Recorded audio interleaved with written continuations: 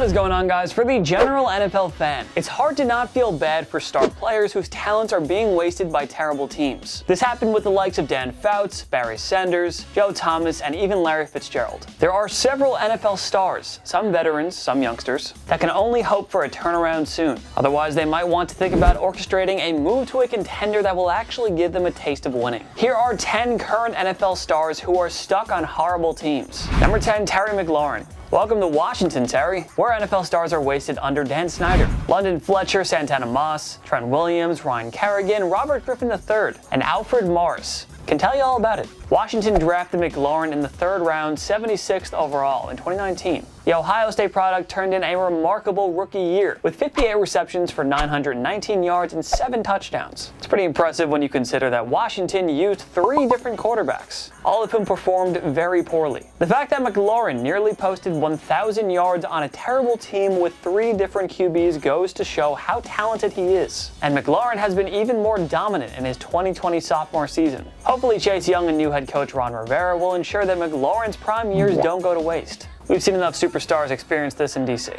Number 9, Josh Allen. No, not the quarterback of the Buffalo Bills. He's doing fine. We're talking about Josh Allen, the rising superstar pass rusher in Duval County. Drafted 7th overall by the Jacksonville Jaguars in 2019, Allen quickly emerged as a star on a lowly rebuilding team that endured so much unnecessary drama. Allen ignored the noise and finished with 10.5 sacks, 23 quarterback hits, and 2 forced fumbles as a rookie. So those numbers should only get better as he goes. Unfortunately for Allen, as good as he's been, his Jaguars won't be contending anytime soon. They've been downright awful again in 2020, and you can expect more of the same in 2021 and 2022. So Allen will have to be patient and try to gut it out through the bad years. The Jaguars defense has so much young star power, having added cornerback CJ Henderson and linebacker Kayvon Chaisson in the 2020 draft. The Saxonville era was fun while it lasted. The Jaguars are now trying to rebuild that defense into something even more dominant. Allen will serve as the nucleus of the unit for years to come. But for now, he's a superstar stuck on, you guessed it, a horrible team. Number 8, Joe Mixon.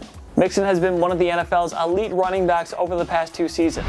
But he, along with the likes of AJ Green, Geno Atkins, and Tyler Boyd, had a grade A production go to waste by the Cincinnati Bengals. Mixon has crossed the 1,100-yard mark in consecutive seasons now, with 13 total rushing touchdowns over that span. His elusiveness has made Mixon a regular on NFL highlight reels. It's just too bad the Bengals have been one of football's worst teams, dating back to his 2017 rookie year. The good news for Mixon is that this should all change soon. The Bengals drafted LSU quarterback Joe Burrow with the 1st overall pick, and this guy has displayed every single ounce of future stardom. It hopefully won't be long until Mixon, Boyd, T. Higgins, and Burrow eventually lead an offensive juggernaut that will take over the NFL. Stay patient, Joe. The best has yet to come for you in the Bengals. Number 7, Matthew Stafford. Is Matthew Stafford this generation's Dan Fouts? As in, he's a tremendous pocket passer who's put up great numbers, but is unfortunately stuck on a mediocre team for the majority of his career. Stafford, the 1st overall pick from 2009, carried extremely flawed Detroit Lions teams to the playoffs in 2011, 2014, and 2016, but they went one and done in the wild card round each time. It doesn't help that Stafford has had to work with a dysfunctional front office that's become obsessed with trying to implement the Patriot way. Bob Quinn hasn't cut it as a GM. Matt Patricia guided Detroit to consecutive last-place finishes in the NFC North in 2018 and 2019. Yet the Lions fired Jim Caldwell after he recorded 3 winning seasons and 2 playoff berths in 4 years. Okay, and in case you think Stafford is part of the problem in Detroit, well, the Lions went 3-4-1 with him as their starter in 2019. He missed the 2nd half with a back injury, and the Lions proceeded to lose their final 8 games. So there you go. That's a sign of a great player stuck in a bad team. You really can't help but wonder how much longer Stafford will want to continue this partnership. Shouldn't the Pro Bowl signal caller with 7 4,000 passing yard seasons on his resume get the chance to win by now? We think so, but it's not looking like it's going to happen in Detroit.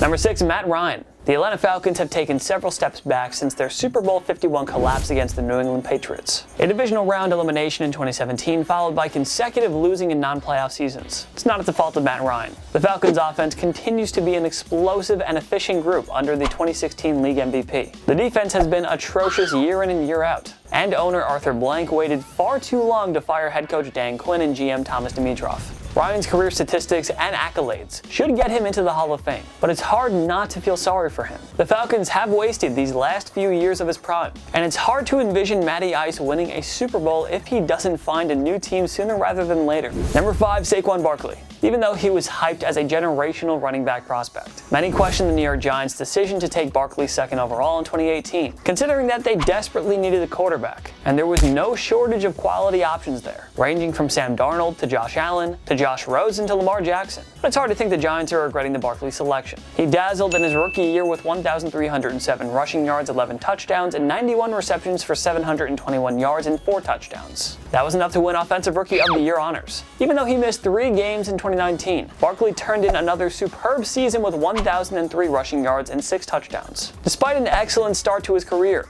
Barkley's Giants have posted a woeful 9-23 record over his first 2 seasons. Pat Shurmur didn't cut it as head coach. Eli Manning and Daniel Jones shared the starting duties in 2019. The G-men have wasted so much money in free agency. They traded away Odell Beckham Jr. for below market value. It's been a mess time and time again. Barkley unfortunately suffered an ACL tear in Week 2 of the 2020 season against the Bears, abruptly ending his season. The Giants continued to stumble without him, and Jones hasn't displayed any signs of being a capable starting quarterback. Will Barkley be the next great running back to have most of his career wasted by an underperforming team? Let's hope not. The Giants better build a winner around him quickly. Otherwise, Barkley should eye an exit from the Big Apple when his rookie contract runs up. Number 4, Julio Jones. What was said about Matt Ryan can also be applied to Julio. He's part of a well-oiled offensive machine that has kept Atlanta in games over the past 3 years. Ryan, Jones, and Calvin Ridley always give the Falcons a chance to win, but they aren't playoff contenders anymore in 2020 thanks to multiple late-game meltdowns. You can blame the coaching and defense for that. Jones will go down as the best wide receiver of the 2010s, and he doesn't look like he's about to slow down. Jones has been one of the most dynamic playmakers of the 21st century. He's been an absolute joy to watch. He's a beast. Jones seems keen on finishing out his career in Atlanta, but that likely means no chance at a Super Bowl. The Falcons were legit contenders for a stretch during the first half of his career, but they've been on a downward spiral for the past few seasons, and it doesn't look like things will be trending up again in the near future, which is just sad. Julio deserves better. Number 3, J.J. Watt. I mean, why did former head coach and de facto GM Bill O'Brien have to destroy something special? It shouldn't have been like this. The Texans were one of the AFC's top teams throughout the 2010s, winning the AFC South in 2011, 2012, 2015, 2016, 2018, and 2019. But Bill O'Brien's mind-numbing moves, like trading away Jadeveon Clowney and DeAndre Hopkins,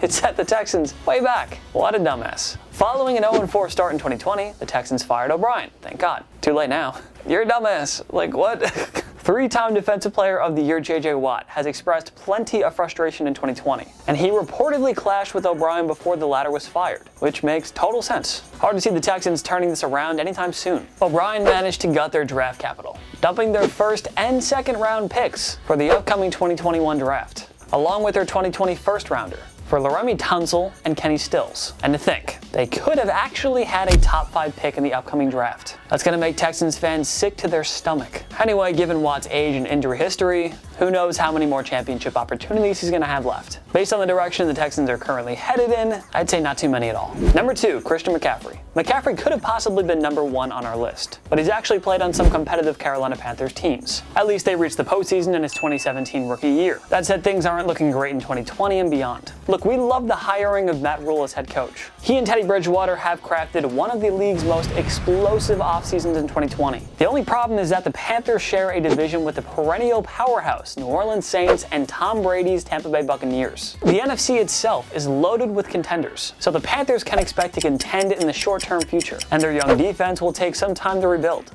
McCaffrey is by far the best running back in the NFL right now. In 2019, he joined Roger Craig and Marshall Faulk as the only running backs to hit both 1,000 rushing yards and 1,000 receiving yards in the same season. This Carolina offense will be fun to watch for many years to come. But don't get overly excited just yet. Be patient. This is still a rebuilding process. For now, CMC is a great player on a horrible team until Carolina turns it around. Number 1, Deshaun Watson. As we noted on the Watt slide, Bill O'Brien's horrendous moves as the Texans GM ruined this franchise, at least for the short term. After back-to-back division titles and a trip to the 2019 AFC divisional round, the Texans find themselves near the bottom of the league standings. But this is not at all the fault of quarterback Deshaun Watson. Before DeAndre Hopkins' trade, Watson was widely regarded as a top 5 quarterback in the NFL. He helped mask a flawed Houston team with a lackluster offensive line, a woeful defense, and, well, a not-so-great head coach / GM in O'Brien. Other great young quarterbacks like Patrick Mahomes, Lamar Jackson, Mixon, Jared Goff, Josh Allen, and Kyler Murray find themselves on Super Bowl contending teams. Watson finds himself on a team that went from above average to terrible in the matter of an offseason. Let's just hope the Texans can turn it around soon, because it'd be such a disappointment if Watson and Watt's prime years were wasted because of incompetent management. What other NFL stars are stuck on horrible teams? Join me in the comment section below. Make sure to follow myself and TPS on social media. We post great content all the time. Instagram, Twitter, TikTok, YouTube, we're on everything. Go find us, go follow, go subscribe, go do the whole thing. Subscribe to TPS on YouTube because we post videos every day. Every day is a new video, and why would you not want sports content every day?